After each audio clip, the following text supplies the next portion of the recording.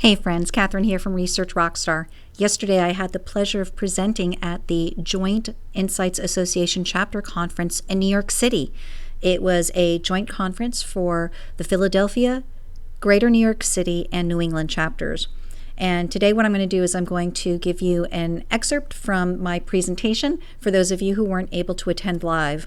Now, I confess I was planning on doing the entire presentation and even a little bit more today here live on YouTube, but based on feedback that I've received from people due to the length, it's been suggested to me that I should break this into two parts. So I'm going to do one part today and one part next week. So I'll do the first part. Well, here we go. So the title of my talk was "The Big Data Tidal Wave is Creating New Career Paths for Market Research and Insights Professionals. Are you ready?" The reason why I wanted this title so badly and was something that I really worked on was because there's a different session title that I see at a lot of national conferences. So whatever market research conferences you attend, and there are certainly no shortage of them these days, at just about any national conference, you will have a session that's titled something to the effect of, "Is Big Data Putting Market Research Out of Business?" Well, what do you think? Is big data putting market research out of business? It's the wrong question. It's totally irrelevant.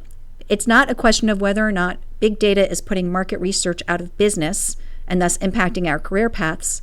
The question is the market research profession evolving to meet the needs of increasingly data-driven organizations? Big data is just part of what happens when corporations decide they want to be customer-centric and data-driven. Big data in itself is not a threat. What is a threat is if the market research profession doesn't evolve to thrive in organizations that are increasingly data fluent and data agnostic. That is, they use many data sources and many different data methodologies. So let's take a few minutes to talk about some of the issues and how they actually are going to have an impact on the career paths available to us who are in professional market research. Well, one of the things we have to understand is that, again, big data isn't just happening because it's cool or it's new or it's novel. The truth is that big data is just what's happening because organizations are pursuing data-centric marketing. So as more organizations are doing agile marketing, direct-to-consumer marketing, things like programmatic ad buying and personalization, these are all very current strategic marketing initiatives that either use or generate enormous amounts of data. These are the things that are happening at a strategic level in marketing organizations today. So if you haven't heard of some of these things, I definitely encourage you to read a couple articles on each one. And there are other issues too, but these are the four that I most commonly see in organizations today that really are driving their use of big data, whether it's as acquiring big data in order to do these things, or they end up basically generating their own big data because they're doing these things. So again, it's important context because if we're trying to understand how our careers are going to change, we need to think at a higher level about how organizations are using all kinds of data that relate to their customers and markets. I don't want to overly focus just on the traditional market research data because that's just one piece of the pie these days. Related to the fact that businesses are pursuing marketing strategies that either generate or require use of big data and highly scalable data sources, is that they have access to so many data sources these days. So here's 4 high-level categories of data that businesses routinely have access to these days. First of all, they have access to passive data, right? Internet of Things, sensor data. Think about your Nest thermometer in a consumer's house, or geospatial or other types of location data, right? There are a lot of devices that provide that sort of data. There are a lot of ways we capture that kind of data. So for different companies, different brands, they have access to passive data. And this can be a wonderful thing. It's continuous. You're not asking people to self-report. And depending on what kind of passive data they're using, it can be generating enormous volumes of data. Then, of course, there's transactional data. And this is data that comes from your customer relationship management or CRM software. It could be data that's getting extracted from customer emails. It could be data from a loyalty program. For example, there are large grocery chains that not only have loyalty programs, but really do a beautiful job of leveraging all of that data so they can spot trends. What are people actually buying? What are they buying more of? What are they buying less of? What kinds of coupon offers or discounts are generating the most sales activity? Enormous amounts of data that are being leveraged so that grocery chains and other organizations that have loyalty card data, again, they're generating and using their own big data, basically. Of course, companies that sell online have access to e-commerce data. And of course, there's a lot of financial profiling data out there about consumers, not just in the United States, but in many, many countries around the world. Of course, there's also market research data. Market research data is still part of the mix, right?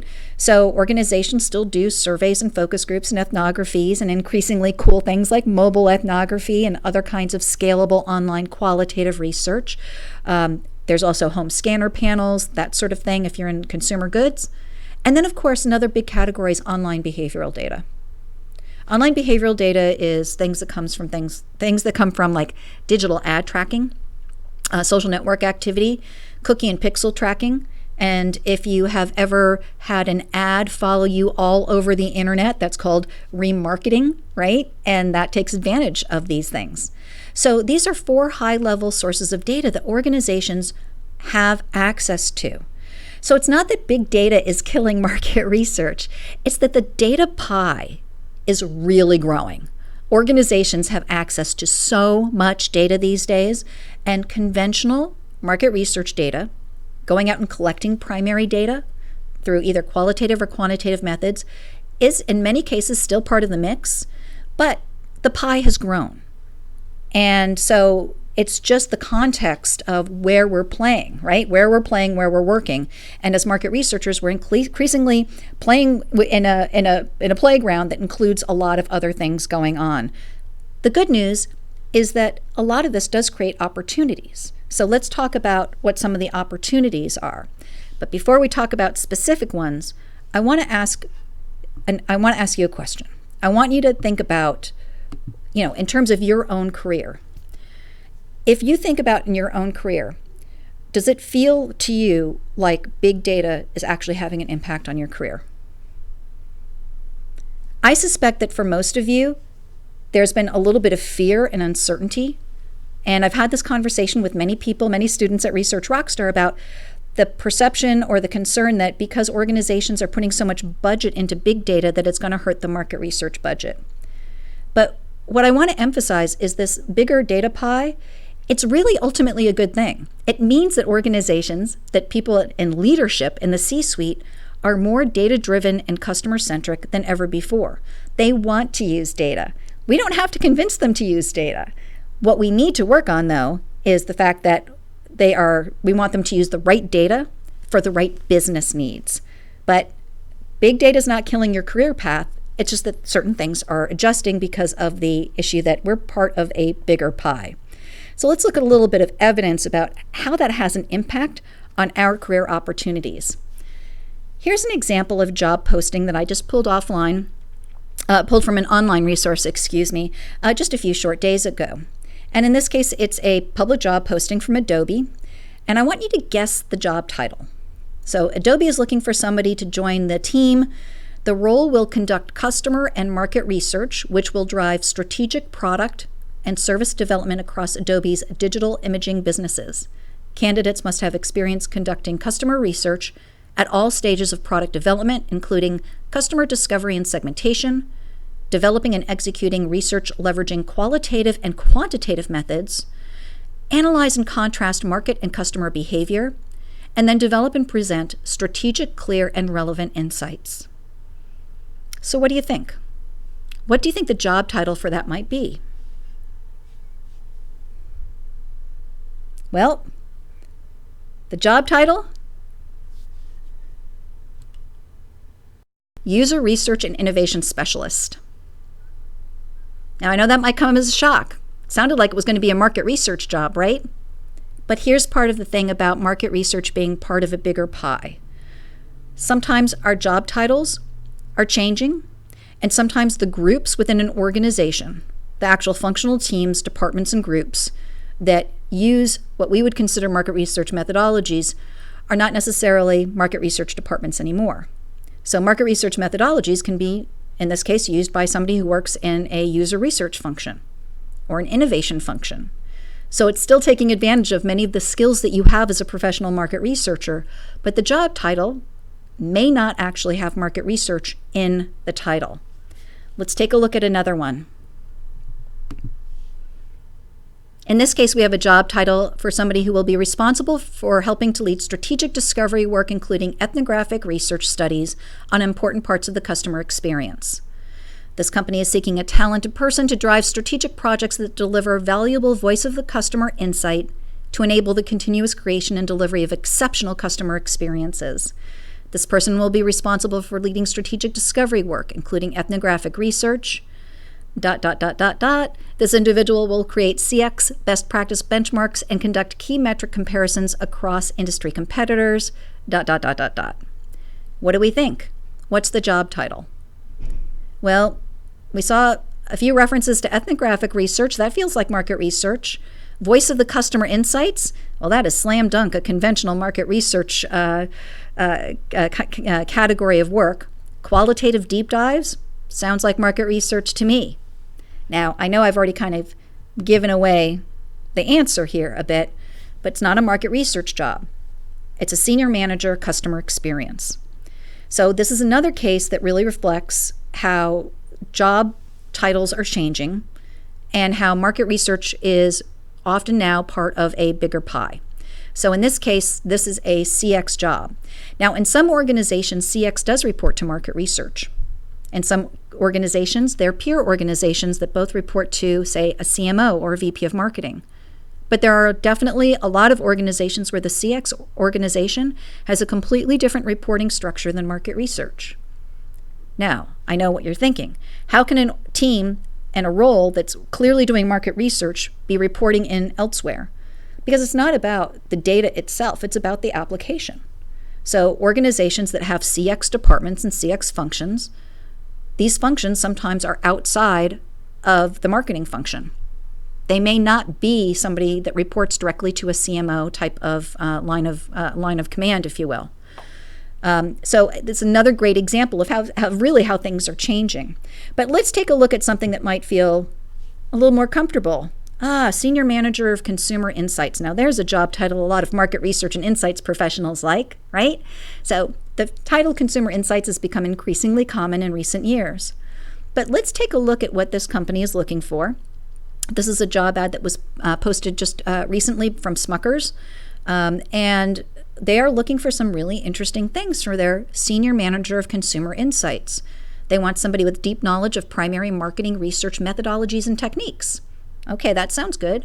Solid experience in syndicated data and analytics. Well, that's pretty common if you're in the CPG space, which obviously Smuckers is in. So, when you're dealing with things where you want point of sale data and retail data, then you're going to want somebody who knows syndicated data sources. A strategic mindset and ability to effectively communicate actionable insights. Clearly something we always strive to do. But here's a couple of things that are really important. Ability to integrate multiple data sources to develop comprehensive analyses. And this is increasingly, something along these lines is increasingly something that I see in job postings related to market research and insights, where the employer, the person who's looking to hire you, it really wants people who are data agnostic.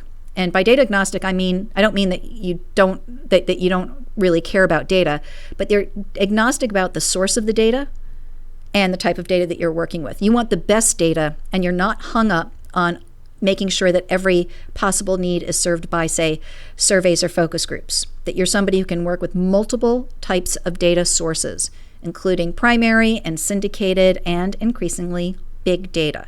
So it's a really strong recurring theme in job ads for people with market research and consumer insights, is that the employers really want people who are comfortable working with multiple types of data and not strictly surveys and focus groups. Let me just show one other example before I conclude today. Here's another job opening that was just posted in the last few days from American Standard, and obviously a really big, well-known brand. And here they're looking for a senior manager of market research and business analytics. I increasingly see job titles that combine research, insights, and analytics. And I do think that that is somewhat of a reflection of not only that more organizations have more data sources, but again, that they want to break down the silos between those data sources. They want people who are in research and insights to be able to work with a lot of different types of data. And in some cases, guess what? It does skew to the quantitative. Now, there's clearly great opportunities for market researchers who are more from the qualitative side. I see a lot of interest in ethnography and deep dive, really trying to understand the consumer types of studies. But I don't think anybody can honestly say that at this point in the market research profession that there isn't a bent towards quantitative skills. There is. But that just because there's a slight bias towards quantitative research doesn't mean that there are no jobs for qualitative researchers. But what I would say is I do think that there's more quantitative opportunities than qualitative opportunities. But the clients and organizations that value qualitative research really value it a lot. So yes, there's a bias towards quant, but it doesn't mean that qual is going away. That's clearly not the case. In this particular job ad, though, there are a couple things I really want to point out. Here we see that one of the requirements for the Senior Manager of Market Research and Business Analytics is to partner with IT to establish an analytics platform and drive data warehousing and data harmonization efforts required to support holistic analytics strategy. Now, I know that's a bit of a mouthful, but the point is that American Standard and many other employers expect people who work in market research and insights to increasingly intersect with IT because IT is responsible for the big databases, right? So in a lot of organizations, that's true. And so they expect us to be able to work collaboratively with IT and other functional area specialists to make sure that whatever the data source is, that we have it, we know what it is, we know where the various data points are that we have about customer attitudes and behaviors are collected and stored, and that we can integrate that to really meet the business's needs. So again, big data is not killing market research.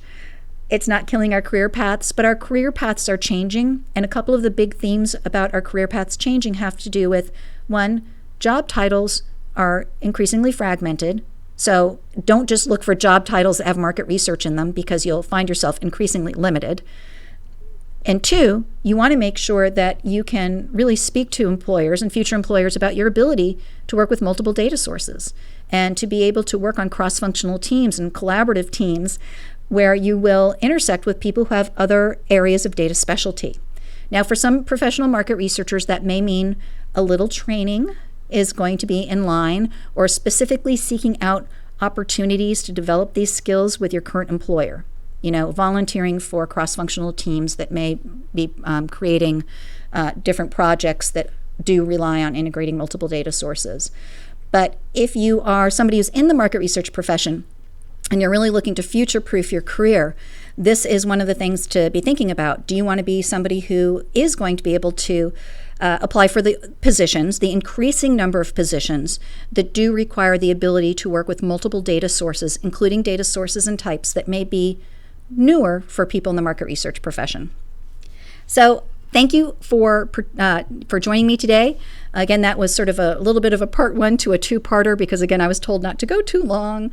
So hopefully that wasn't too painfully long for you folks. If you have questions, please post them. I really appreciate it. You can post them here on YouTube. You can also post questions to me on Twitter at ResearchRocks. If you have any questions, do let me know. And next week, I'm going to continue the conversation. We'll do a little bit of a part two. Thanks, everybody, and have a great day.